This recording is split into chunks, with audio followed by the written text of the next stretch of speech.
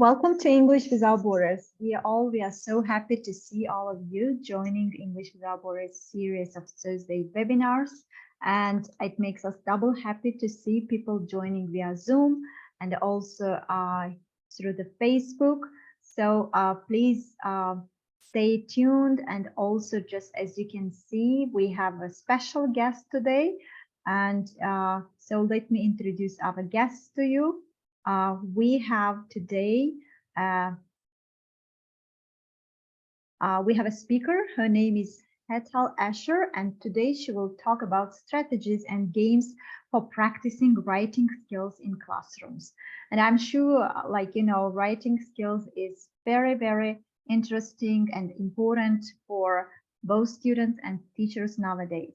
And so Hetal Ascher currently works for the University of Wisconsin-Madison in the Wisconsin Center for Educational Research. She has 10 years of experience in a variety of roles, including EL coordinator and ESL teacher. She is the chair of TESOL's Professional Development Professional Council and has volunteered with TESOL in various other capacities. She is deeply committed to equity and inclusive classrooms that foster a sense of belonging for all students. She has an MA in ESL education with reading and a BA in ESL education K-12. So with great pleasure, let me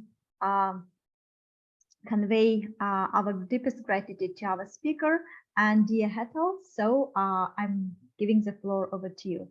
Thank you so much. Dear audience, please, you can write your questions and comments in the chat box. So we will address them to our speaker after the presentation. Thank you so much. Over to you, Hetal. Thank you so much, Nasiba, and thank you so much, everybody, for being here. It's wonderful to see so many people.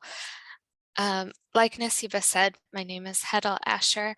I'm really excited to be here today, and I particularly love talking about writing because as a kid, I was not a very good writer. I always found it so difficult to write well, and I think, and I felt so strongly about trying to make it easier for my students. So I hope I have something to share with you today that you will be able to use, and I hope you all can share some things with me that I learn as well. So can we start off with a little bit of sharing? So can you share with me what are some of your biggest challenges with teaching writing? Or you can share what you have done that you felt was really successful in the classroom. And you can type your answer in the chat box, or you can unmute and share your answer out loud.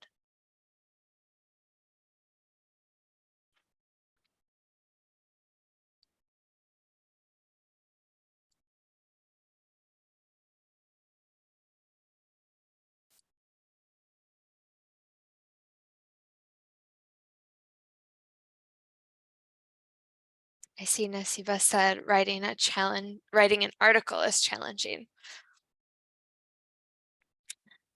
Definitely. Writing big pieces of writing academically, getting our students to write that way.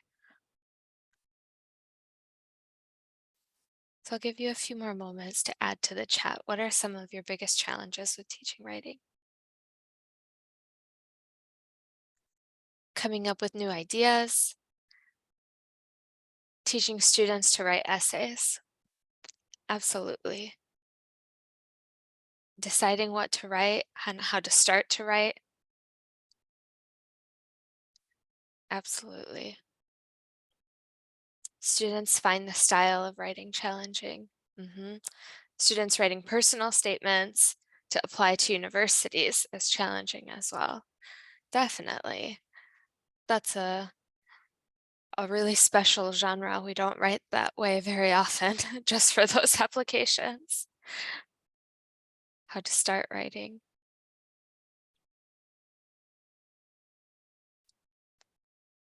Okay, thank you so much for sharing that with me. It's good for me to know so that we can try to address some of these and maybe discuss them during our time here today. I see another comment to the application. Okay.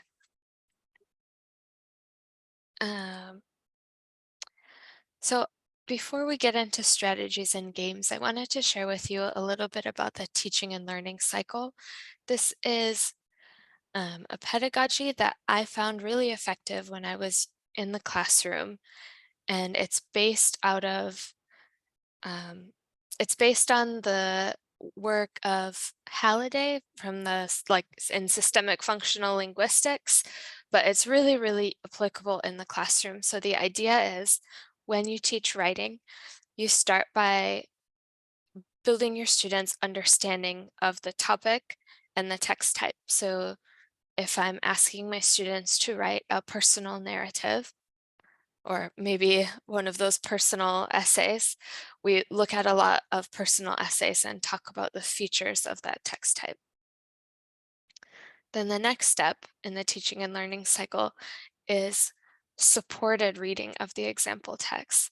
That means we read a personal narrative, and so I taught middle school, so my examples are all going to be middle school. It sounds like some of you teach older students. I hope it still applies to you. So if I'm teaching personal narratives, we might look and see, oh, what kind of language do we see here? Maybe we see some past tense verbs. Maybe we see different types of past tense verbs. Maybe we see some emotional language.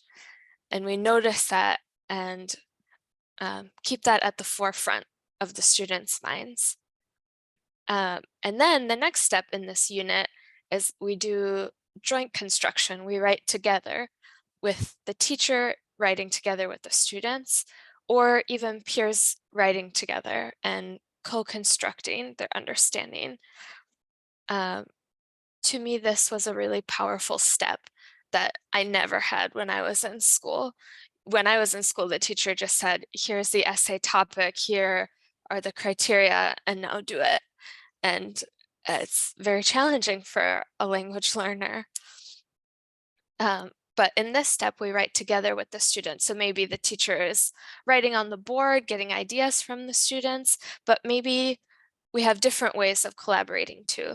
So today, most of my activities are in this stage because I think this is the stage where we can have a lot of fun with writing. And then the students move towards writing independently. And here we can also build in reflection and revision time. And this is a cycle, meaning that we go around and around, and sometimes we go backwards, sometimes we go very slowly, depending on your students. So it's not linear. It is a cycle for that reason. And I find this a really useful way to kind of think about how my games and how my activities fit into the bigger picture of getting my students to do that essay or that final personal narrative. I might pause here and see if anybody has any questions about this before we get into some activities that you might do to write together with your students.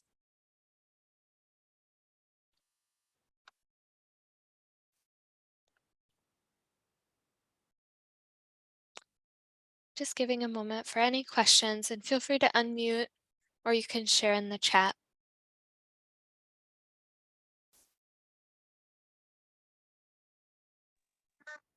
So sorry, can you repeat your question again? Sorry.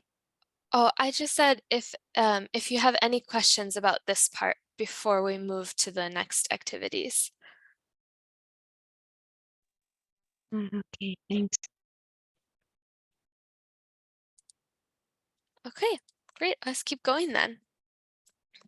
Okay, like I said, the activities and games today are in this stage where we co-construct and we practice bits and pieces. So the first activity is very simple. It's photo prompts, but I wanted to share this with you because it worked so well in my classroom. This link, I can put it in the chat. Oh, maybe I can't. If you Google comedy wildlife photography competition, they have really, really funny photos that make amazing practice for the students. And what I do is use these to practice my target grammar. So in my example, we were looking at personal narratives, and I know for students to be able to write personal narratives, they need to use past tense. So I might, after teaching past continuous and simple past tense, use something simple like this to ask students to write a sentence. So a photo is just amazing that somebody was there at this moment in time. But here's my example. The bird was standing in the ocean when he felt a gentle warm wind coming from behind, maybe. And then I might ask the students to do it together with me or do it in pairs. So I can't ask you to do it in pairs because we're on Zoom, but why don't you give it a try just really quickly for fun? Can you write a sentence using past continuous and simple past tense? And here's my example from the previous slide.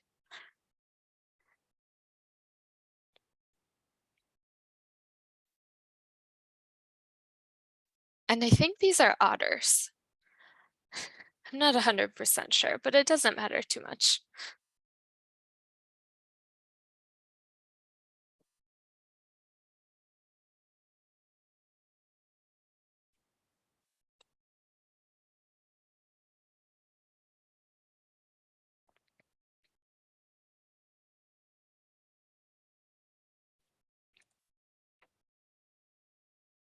Oh, and thank you so much for sharing the link, Fernando. I appreciate that.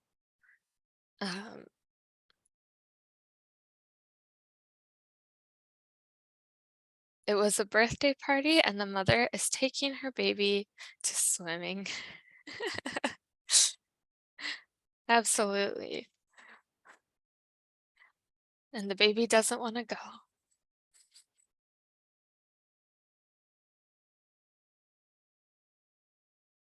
We'll give you a few more seconds in case anybody else has an example they want to share.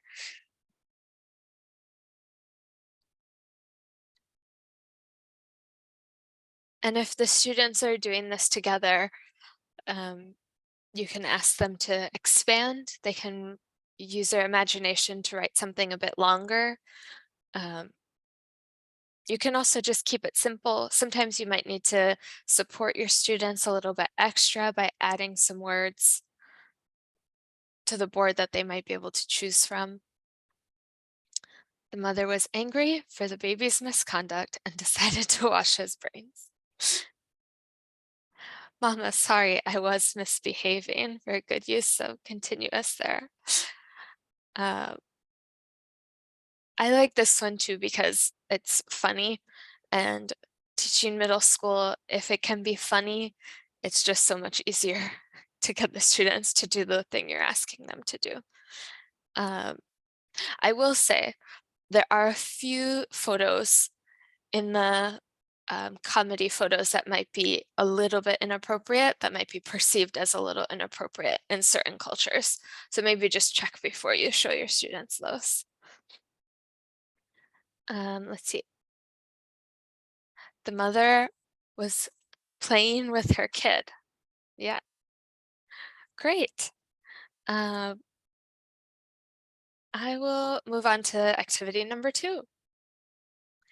Round robin stories is a great way to practice another way to practice target language. So once you've identified the target language, students understand what you're looking for. It's a good way to practice specific tenses or practice organizing ideas, or sometimes you can just do it for fun. Sometimes I would play this game before a holiday because it's just a fun way to practice writing.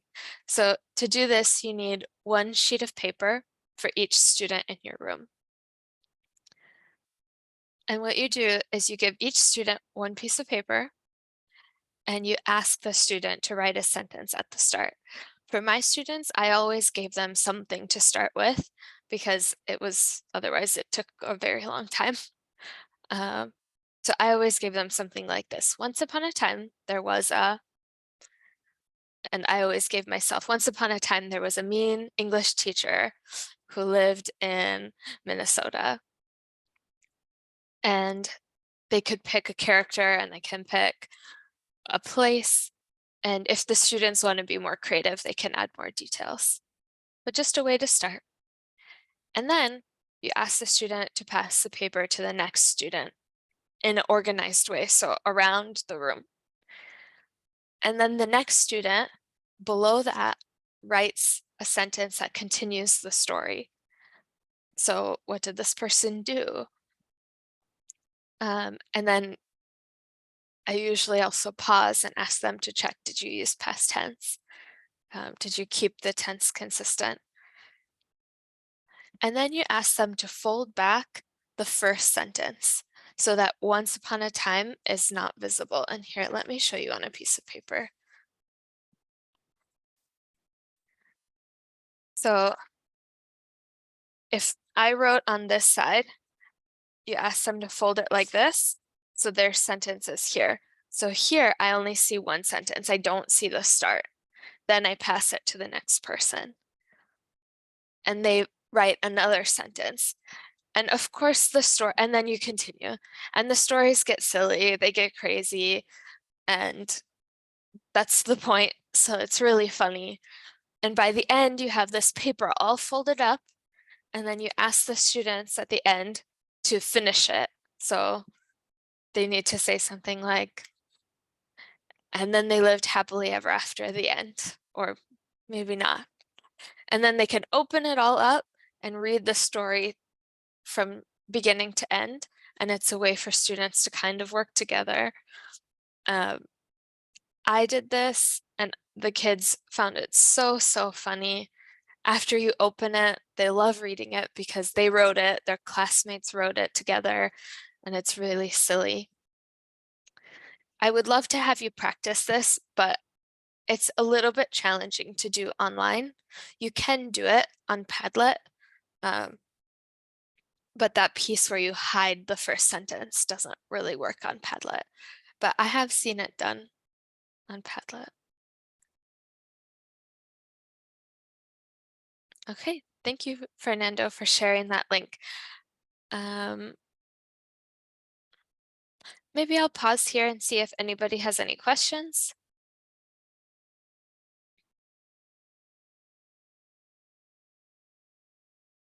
Or anything you want to add.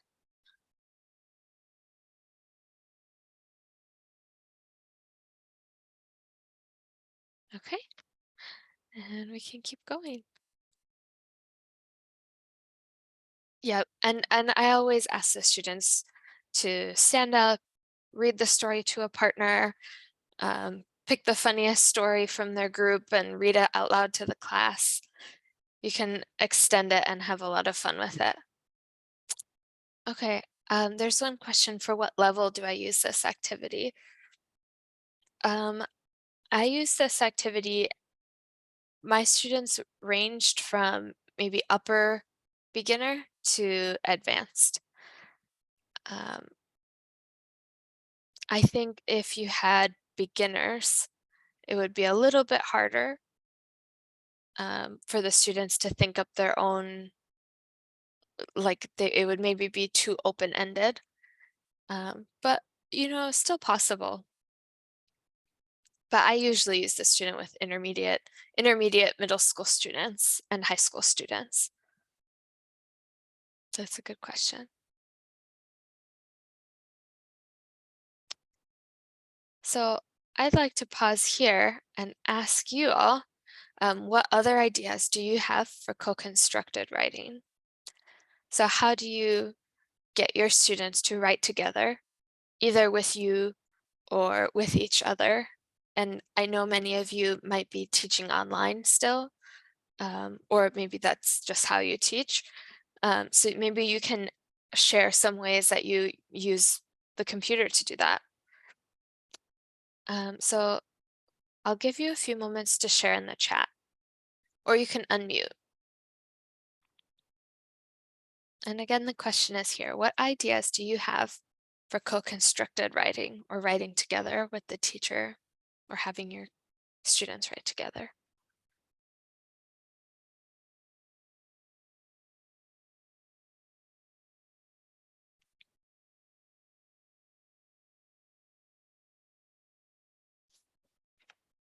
Yeah, I see Fernando raised his hand. Go ahead and share. No, I have a question. It's not really, I'm not really, it's a question more like, what can you do to be sure that everyone's participating when you're using co-constructed writing activities? That's a good question. So for this activity, I had a difficult class.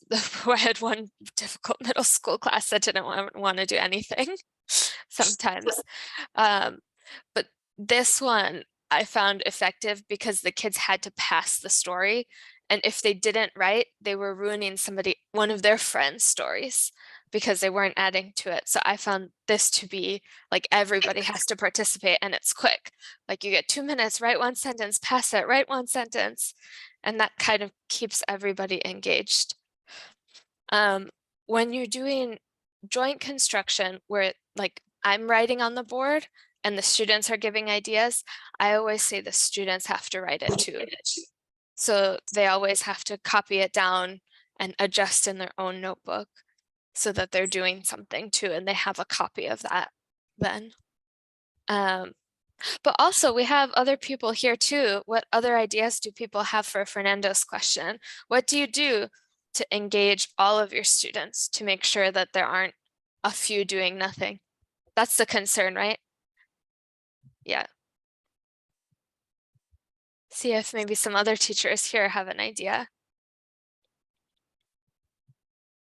I was thinking that one thing you could do is like delegate tasks or roles to the student. If you're working with a group, for example, and it's not just a pair or like you have 4 or 5 students co-constructing the activity, then you could probably try to delegate tasks or roles to the students. Like, I don't know. Yeah, I think that's a great idea. Especially once the students get used to their role, then you could use that over and over. Thank you. I see some other comments in the chat as well. Project work is a good idea for peer writing. Absolutely, I agree. I used to read the first paragraph for students and they continue writing the story by themselves. Then they listen to the next paragraph and continue writing how it would be. That's a great idea. Very creative ways to integrate reading and writing. There's another idea here from Parvina. We can ask students to work in pairs and give one of them a picture. The student has to describe it to his or her friend without showing it, and the second draws the picture. Yeah, that is a fun activity. I used to do that too, a picture dictation, and the students get so mad at each other. It's funny to watch. They say, no, I told you it should be here. The language experience approach.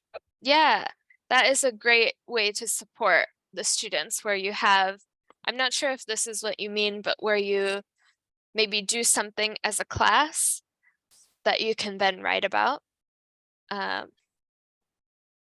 so that it's concrete and tangible to everybody in the classroom. Yeah, like you could go on a virtual field trip with your students and then write about that. Or take students on a real trip. That's always a great option too. But during COVID, I think a lot of museums started offering virtual field trips. So you can take your classes around the world. And some of them are really nice, like facilitated, even if you go at specific times. So you get a tour guide doing a whole thing. It's very interesting. I think the options for online teaching have changed a lot in the last few years. Okay. Any other questions? And then are there any questions from the Facebook folks? I wonder. If we have a text, I'll give it to write a topic and compare it with our own life in our country. I think that's really nice. That's a nice suggestion to make it connected to the students. It's such an important part of writing too, to make the students feel like it's relevant to them. Thank you for sharing that. One more. I recently did a reading about different festivals, then asked my class to create their own festival by writing on flip charts. That's wonderful. Yeah, really fun. I bet your students came up with some fun ideas for festivals.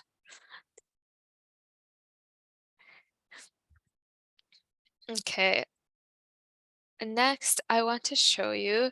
So this one, these are activities that I used when I was teaching during COVID. I was teaching online and I was using Microsoft Teams to teach. So I didn't do this on Padlet. I did it on Teams. And I would ask my students to reply asynchronously in our platform, because our lessons were asynchronous during COVID for a while. And I did this just to have a little bit of fun, practice a little writing, practice a little vocabulary, and to keep the online learning a little bit more lighthearted and interesting. So it doesn't quite fit into the teaching and learning cycle, but I think it's still worthwhile because it promotes classroom community through writing. And so I want to share this Padlet link with you and give you, oh no, give you a little time to play. So do you have the link? Can you see that?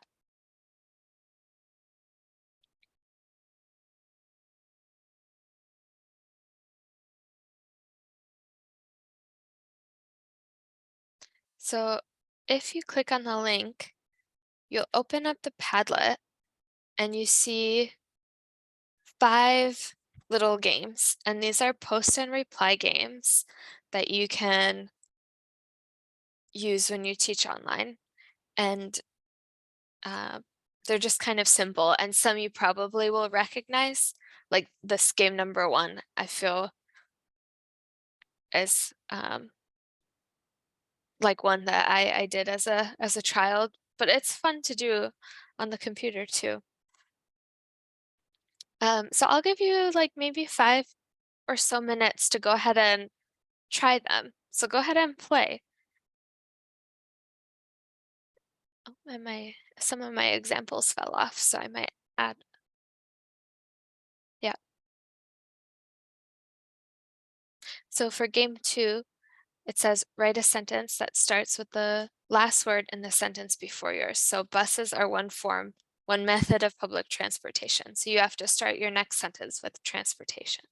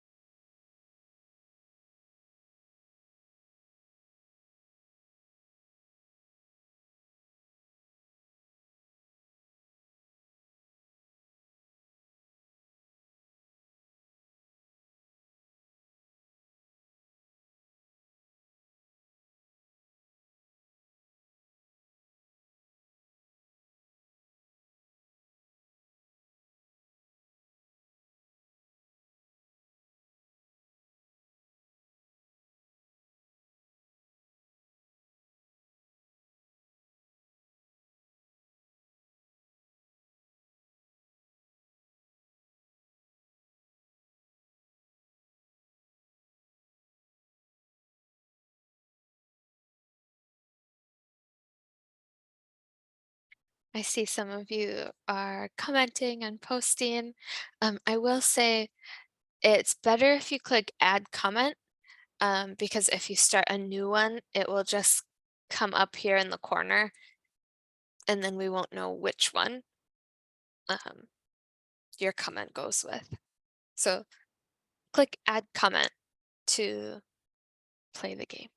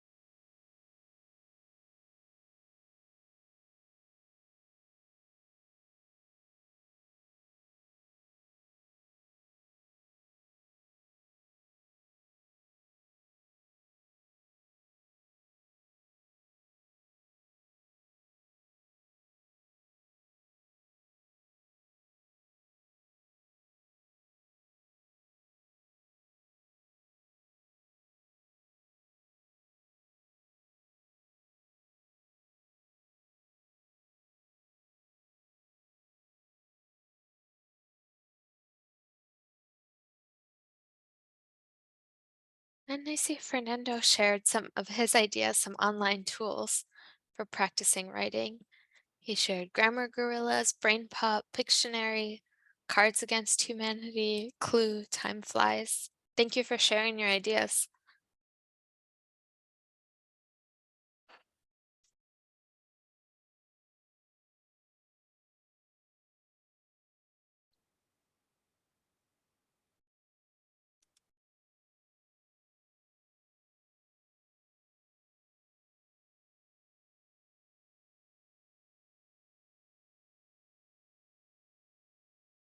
I see comments coming into the Padlet.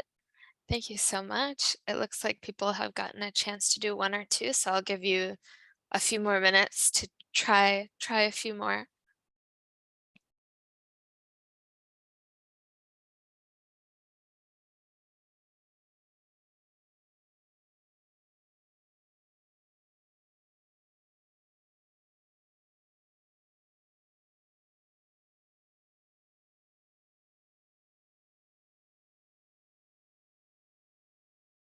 Can you guys hear me?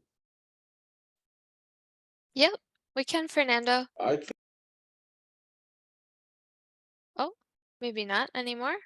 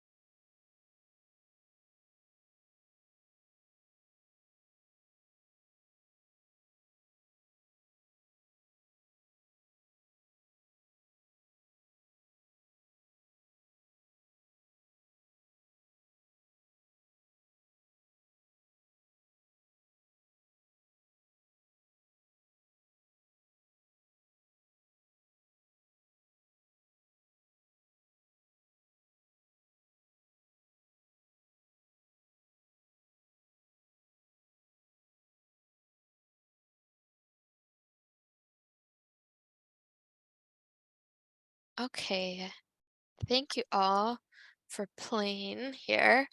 Oh, I also wanted to add, if you have any ideas that could add to this list of post and reply activities, feel free to share that too. Because I think the more we share, the more we can all learn. Oh, oops, I'm so sorry, I've unshared my screen.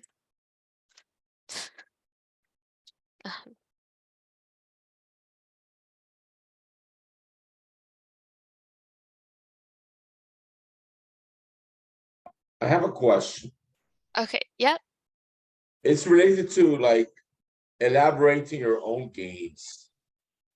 What are some advantages and disadvantages of elaborating your own games where you want to develop writing activities? I'm not sure I understand your question. What do you mean? Do you mean like Creating your own games. okay. I think that's a good question. I can share what I think and then we can see what everybody else thinks. I think that for me, when I would do a game in class, I found the engagement to be much higher because teaching middle school and high school, when you say, okay, let's write an essay, everybody goes, oh no, don't make us do that, miss, let's do anything else.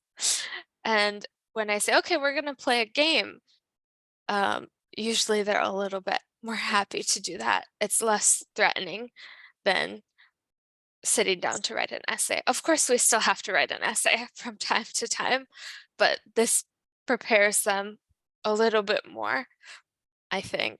Then they feel a little bit more confident.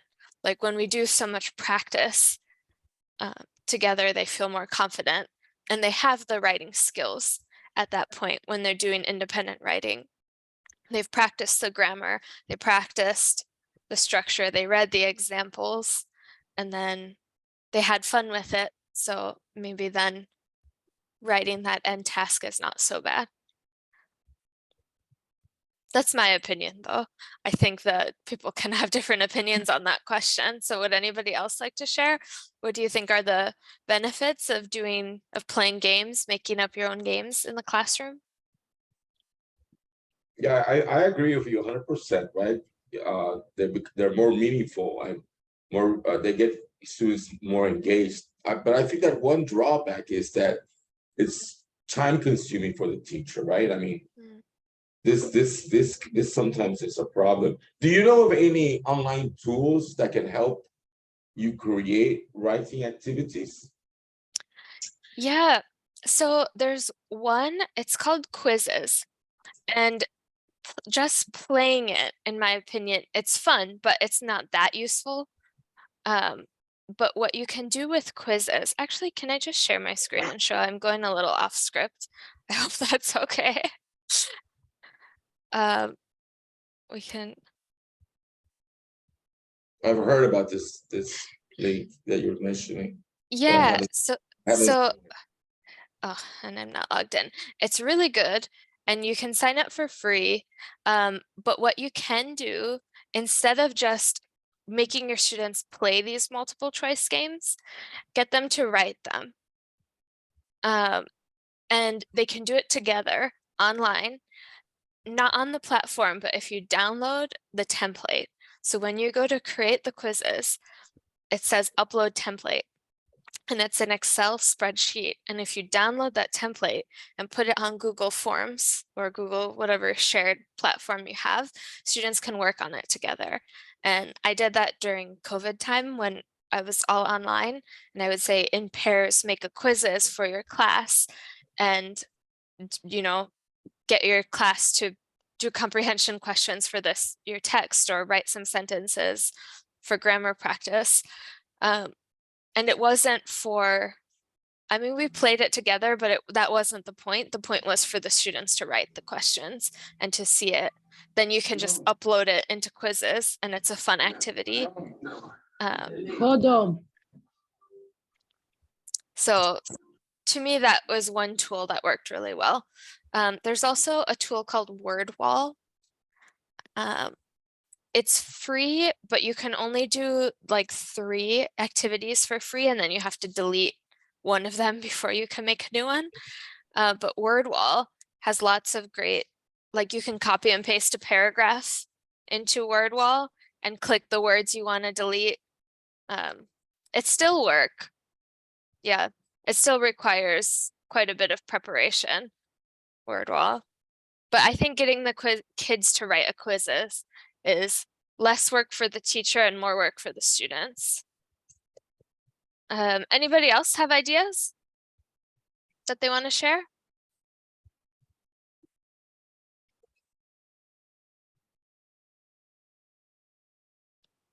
Thank you. I see some things in the chat. Yeah, in case no technology, the board and chalk can play the games. Yeah. Games are really engaging. That's what I found. And I just think, I don't know, students have such a, in my experience, students just hate writing sometimes. I think because it's pretty hard. And so games can make it just a little bit easier, just a little bit happier. And actually, on that note, that's what I have for you. So now, if anybody has any questions, anything you want to ask, feel free to share.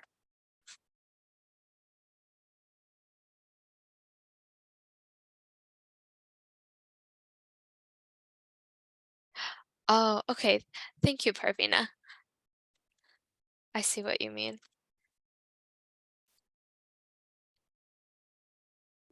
Thank you very much for your comments in the meeting chat. Thank you, Fernando. It was awesome. I really had a good time. I appreciate it. I'm glad. I took part in a webinar this evening, which was related to the topic that you're giving right now. And they talked about quizzes, and I was kind of like really tired. I didn't remember that, but now that you brought it up, it's really cool indeed. Yeah, I think it's a lot like Kahoot, if people know Kahoot, but it's so much easier to use compared to Kahoot. And being able to download a spreadsheet and upload it again saves so much time and energy. And it allows students to work together.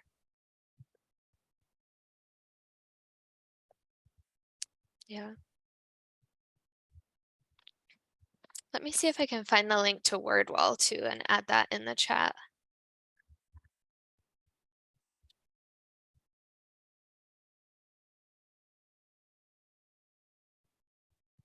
Yeah, the last time I used WordWall, we could do 3 for free, but I hope that it still has some free ones. Oh, somebody suggested Blookit. I'll have to look at that. I haven't heard of that one before.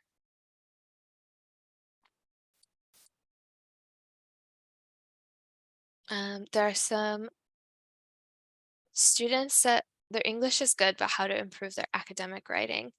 Okay, so that's where I think that the teaching and learning cycle is so powerful, because you can look at in this stage between supported reading of example text and writing together with you as the teacher. Those phases can support whatever academic features you're trying to get the students to produce. Because once they notice it, once they see, okay, writing like choosing words like this makes my writing more formal, which is what people use when they apply for things, then maybe I can do it with the help of the teacher before I jump straight to doing it independently. This cycle works so well for academic writing. It's so supportive. Let me give you, I wonder if I can find, there's a really good text with examples. Use a Google Doc to help students write together. Yeah. That's a great idea. If you're online, especially, or even not. I think sometimes students in this generation work really well together on their computers collaborating. GimKit is an amazing tool. Thank you for sharing. I'll need to check that one too. I haven't heard of that one either.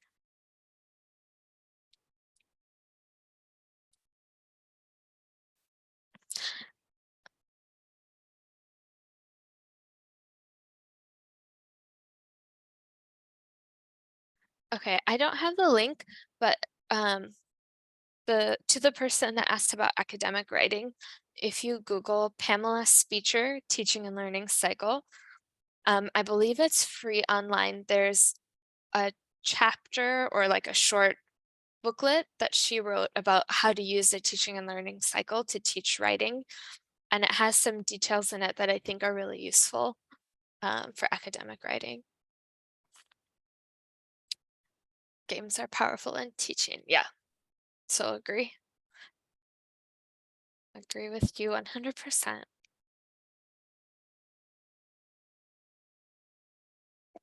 Okay, thank you so much, dear Hetal. Like we enjoyed so many activities you demonstrated. Thank you so much. And let us open the floor for questions and answers. So dear audience, please put your questions in the chat box or unmute yourself.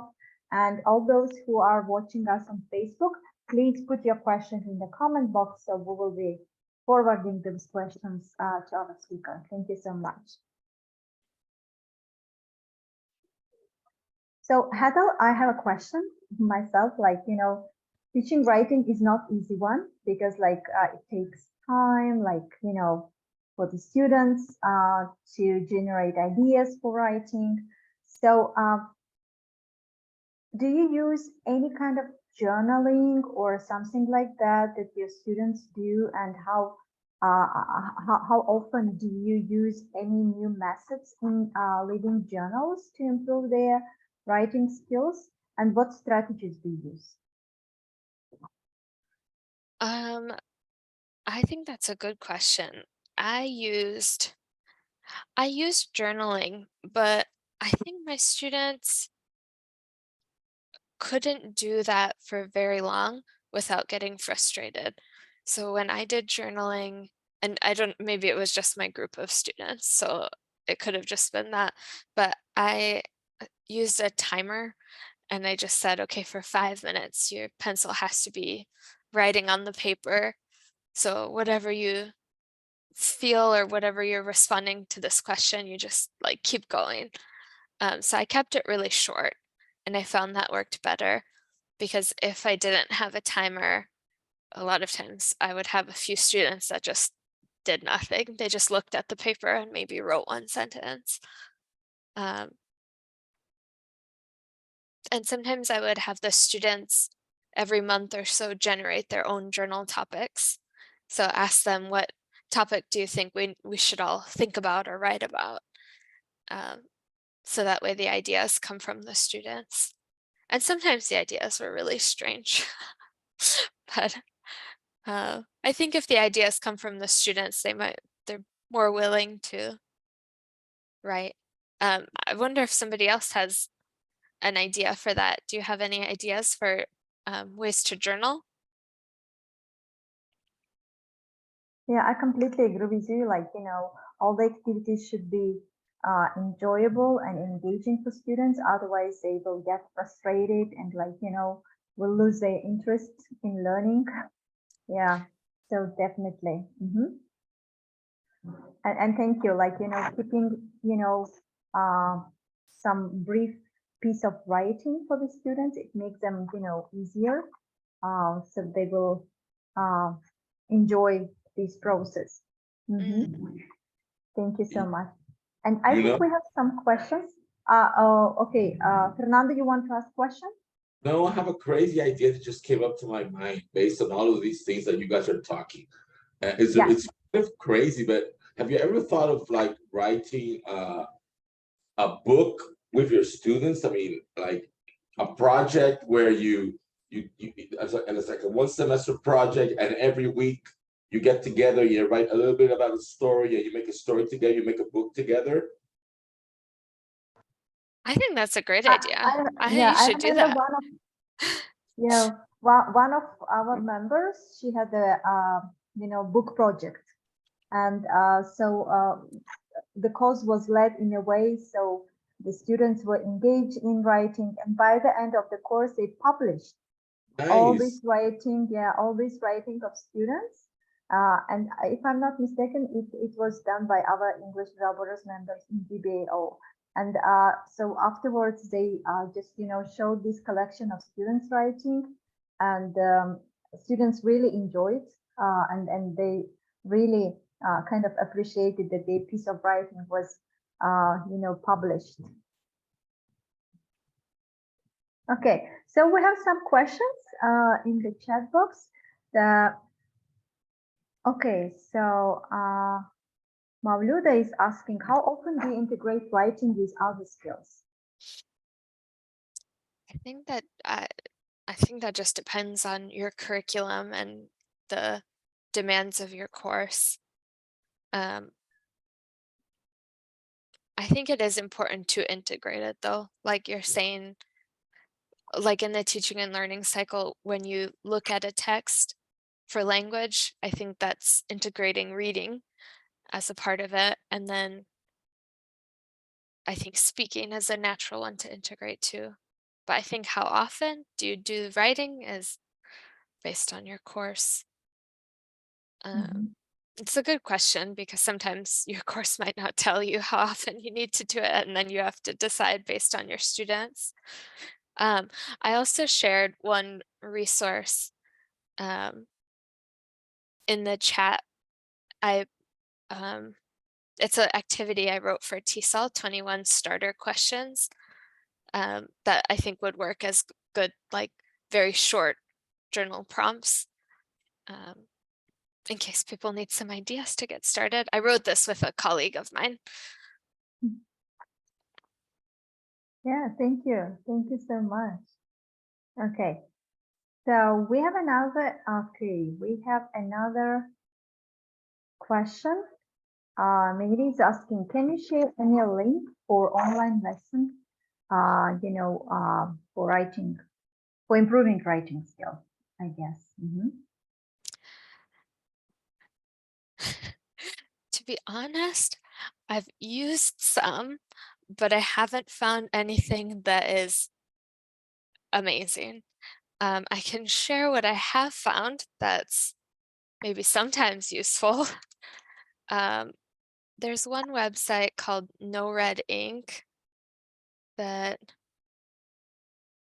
I've used, I don't know, like maybe once or twice, or for a particular class when it really will work.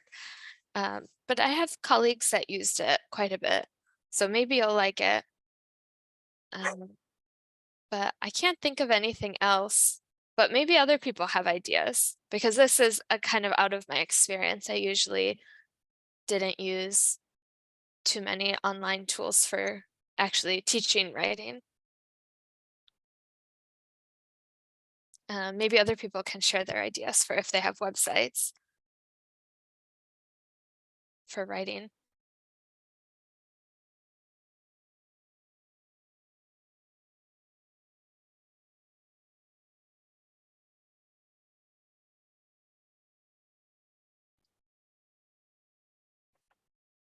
Okay, so any more questions, dear audience?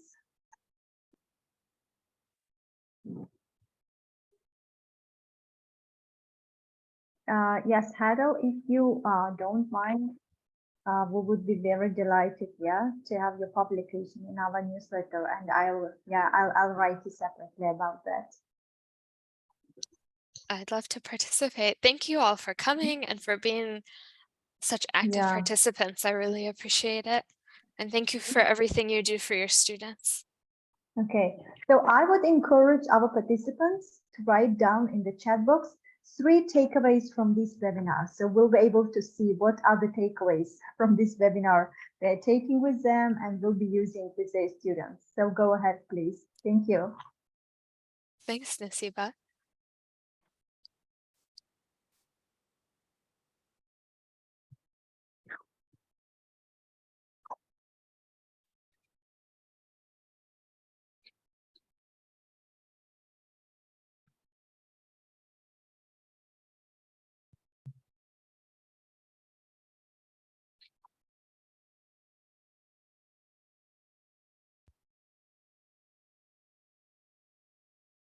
Okay.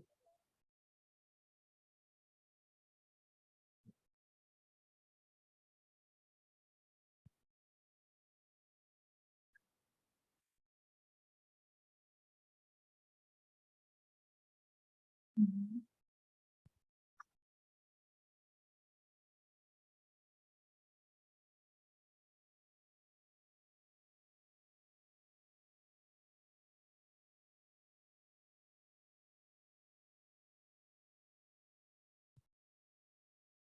It was very interesting, Hetal. I'm sorry if I mispronounced your name, okay? But it was really nice. A lot of very interesting ideas, and I'm sure that we can all use them in our classes. I will use them for sure. This round robin was really interesting. I didn't know about this, and something new for me, and was really, really cool. Thank you. I'm so glad that you found it useful. That was my hope. And thank you all for your takeaways and for your comments. Thank you, Parvina. Mhm. Yeah. Okay. So if they have no questions, so let us wrap up. And on behalf of all the audience who are watching and will be watching this webinar afterwards, let us convey our deepest gratitude for your time, energy, and for sharing your knowledge with teachers, in Tajikistan, and not only, because we think that as a teachers, we are solidar in sharing, the knowledge, the experience, and supporting each other and investing energy Yeah, and also just, making this English language community very strong. And there are no borders between the countries because all the English language teachers, they teach, the same language, but use different methodology, different approaches, but it makes us stronger and it makes our, teaching experience very, rich and also colorful and also just, profound. So thank you once again, Hetal, for your great presentation. And of course, you can see the comments from our participants and all those who are watching us on Facebook. Thank you so much. And we'll be sharing the materials from today's webinar very soon on our website. So you can download them and use them in your classroom activities as well. Thank you, dear all. Wishing you to have a great day, Hetal, for you and for all, like to have a evening or daytime or just, morning. Thank you for being part of English Zaburas network. And we are looking forward to see you more than once again on English Zaburas network social media pages. Thank you so much. Thank you. Thank you all. Have a good night. Thank you so much. Bye-bye. Bye-bye.